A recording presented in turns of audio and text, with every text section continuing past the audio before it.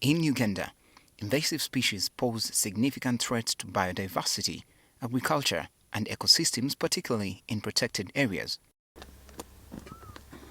Some of these species have invaded the country's national parks, like Kidepo Valley, where the most common type has covered over 500 acres of land in the park. We have invasive species which spread in the park, and then they choke the habitat, they deprive it of the necessary forage. While Mountain Rwenzori Mountain National Park has not had a big problem, it is beginning to experience some, as the warden in charge, George Businga, shares. Of recent, we are seeing eucalyptus becoming invasive, and other trees are disappearing, the indigenous species. The biggest challenge, however, is in Queen Elizabeth National Park, where swaths of the park's land have been taken over by the invasive species. It's a very big problem, which we are struggling day and night trying to control it. Because the national park is 1,978 square kilometers. If you compute about 15-20% is covered, but is increasing at a very good rate. And this percentage I'm talking only on one species. The acting chief warden, Dr. Charles Enyel, shares some types of species that have invaded the park. Here among them we have what is called in the local language Kalimanjojo, but scientifically it's called Dicrostachys cinerea. There's another one which is, we try to term them primary colonizers. They're called Parthenium, and they're very poisonous. While these are exotic, there are some which are native. Now the third one is the speargrass. Then we also have Lantana camara.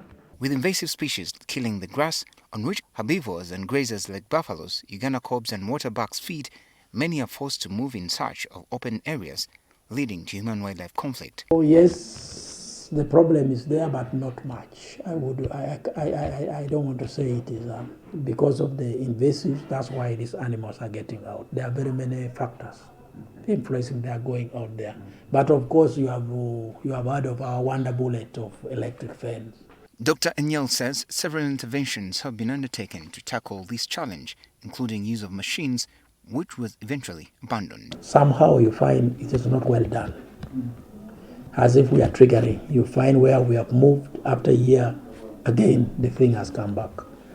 So we decided now what we are doing at the moment, we are using manual removal. When prevention fails, eradication may be effective. In small quantities, invasive species can be pulled out or dug up by the roots. And so far, Uganda Wildlife Authority has removed about 3,471.2 hectares of the invasive species from the Queen Elizabeth National Park. When you move just opposite this our gate here, you'll find a big chunk removed by the roadside on the other side. That is one. When you are going to Mwea Peninsula, Channel Track, we have removed.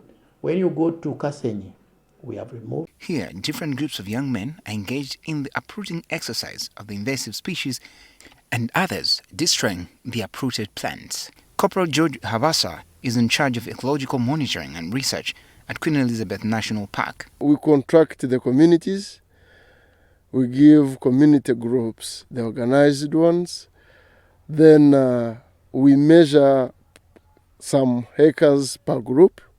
People uproot the invasive species using pangas, they use hoes, they use axes, depending on the size of the invasive species. He explains some of the challenges. Because of the funding being low, the process of removal is still low. Knowing that some countries are employing biological methods to deal with such invasive species, I asked UWA why this is not being considered. Biological method, yes, was tried some time back, but the impact, especially on Parthenium, it did not yield much. That's why we first stopped that biological thing. But we are planning to try again.